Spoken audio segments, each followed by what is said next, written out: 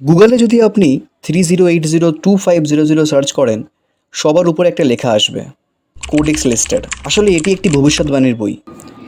এই বইটি 1994 সালে বিল গেটস ক্রয় করেন $30802500 যার তৎকালীন ভারতীয় মুদ্রায় দাম ছিল 250 কোটি টাকা, যার বর্তমান মূল্য 400 কোটি টাকা।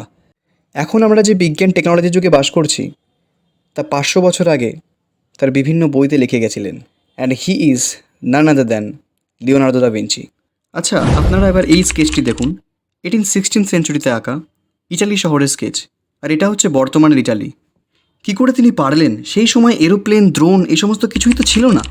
শুধুমাত্র ইম্যাজিনেশন আর অবজারভেশনের উপরে বেস করে এত অ্যাকুরেট ছবি কি কখনো আঁকা যায়? তিনি একজন পলিম্যাথ ছিলেন। পলিম্যাথের অর্থ যিনি একসাথে বিভিন্ন বিষয়ে পারদর্শী। বর্তমানে আমরা যে যুদ্ধের ট্যাঙ্কারগুলো দেখতে পাই, এগুলো ভিঞ্চির ডিজাইনকে ফলো করে তৈরি করা হয়েছে। মানুষ প্রথম হেলিকপ্টার দেখেছিল 1940 সালে, কিন্তু ভিঞ্চি 500 বছর আগেই নকশা তৈরি করে গেছিলেন যে কীভাবে হেলিকপ্টার উঠতে পারে। বর্তমানে আমরা টেসলার সেলফ ড্রাইভ কার নিয়ে এত মাতামাতি করছি, কিন্তু ভিঞ্চি এগুলো তো কয়েকশো বছর আগেই করে ছেড়ে দিয়েছিলেন। তিনি তার নাম দিয়েছিলেন সেলফ প্রপেলড কার্ট। বিখ্যাত চিত্রগুলোর মধ্যে সবথেকে জনপ্রিয় এবং সবথেকে লোকপ্রিয় চিত্রটি হলো মোনালিসা, যেটা তিনি 14 বছর ধরে এঁকেছিলেন আর একটি সূক্ষ্ম চুলের সাহায্যে। এবং এই মানুষটি দু হাতে লিখতে পারতেন, এবং তিনি এক হাতে ছবি আঁকতে পারতেন এবং অন্য হাতে লিখতে পারতেন।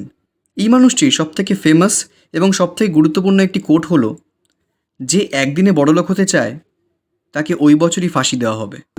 এই কোটটার গভীরতা ও তাৎপর্য যথেষ্ট গুরুত্বপূর্ণ। তো আজকের মতো এখানেই বন্ধুরা। আশা করছি ভিডিওটা আপনাদের সকলের খুব ভালো লেগেছে। ভিডিওটি ভালো লেগে থাকলে অবশ্যই কমেন্টে জানাবেন এবং লাইক করতে ভুলবেন না। আর অবশ্যই চ্যানেলটাকে সাবস্ক্রাইব করে দিয়ে যাবেন।